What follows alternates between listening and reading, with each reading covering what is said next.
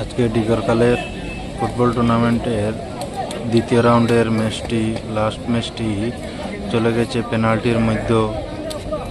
কলিয়াং এবং রাতাচড়ার মধ্যে ম্যাচ হয়েছিল। দুনো টিমের প্রথম আর্ধে আর দ্বিতীয়ার্ধে কোনো গোল হয়ে নাই, তাই পেনাল্টির মধ্যে চলে গেছে। গোল গোল